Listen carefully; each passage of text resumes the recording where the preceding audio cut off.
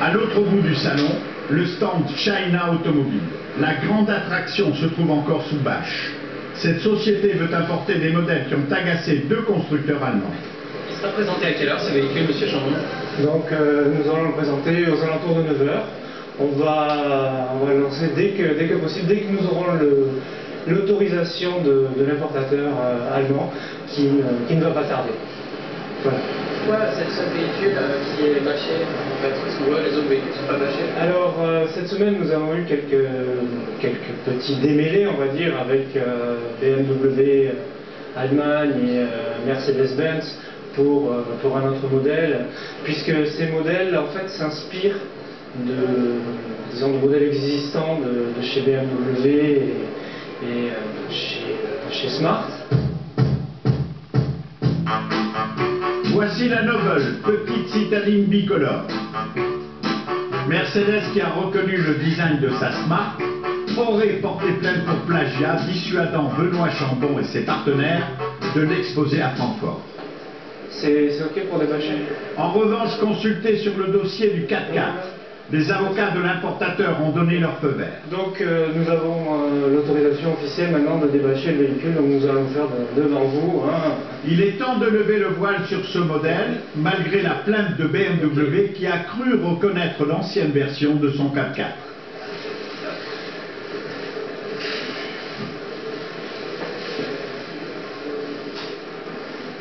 Sorry.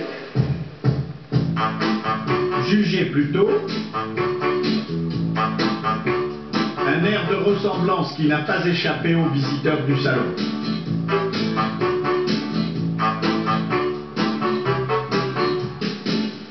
Comment vous trouvez cette voiture?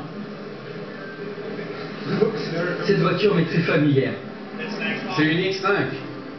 Vous aviez déjà vu cette voiture avant? Oui, oui. Où ça? Chez BMW, plus ou moins. C'est un détail, enfin qui est plus que détail, c'est ça qui si on nous montre on nous montre le seul détail de la voiture, sans dire ce que c'est, qui c'est Nous, d'un certain côté, ça nous fait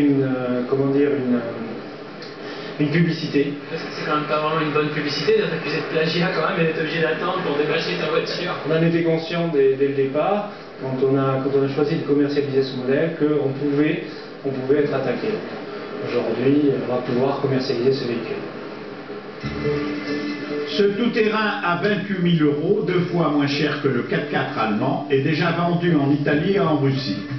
Il pourrait être le premier véhicule chinois à débarquer en France, peut-être d'ici la fin de l'année. Le premier d'une très longue série.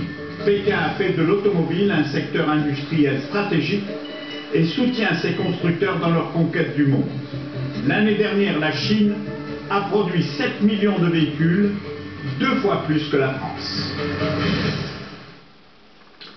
Pour conclure, dire que payer moins cher, c'est accepter des services et des produits de qualité moindre.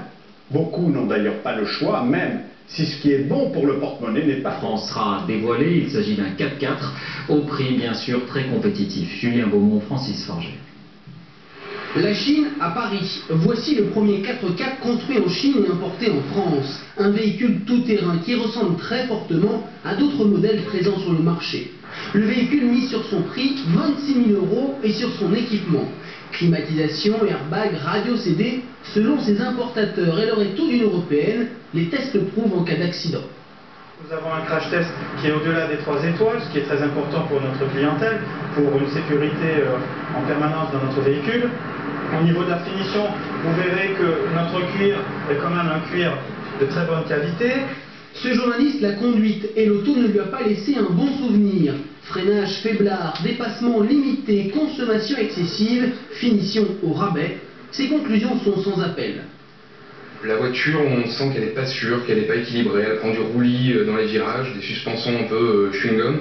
Et puis surtout, on était surpris par le prix, 26 000 €. C'est pas du tout bien placé pour une voiture sous-motorisée avec une qualité de finition très médiocre.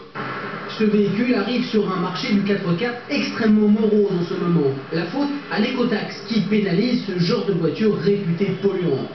Malgré tout, l'importateur espère en vendre 3000 en année pleine.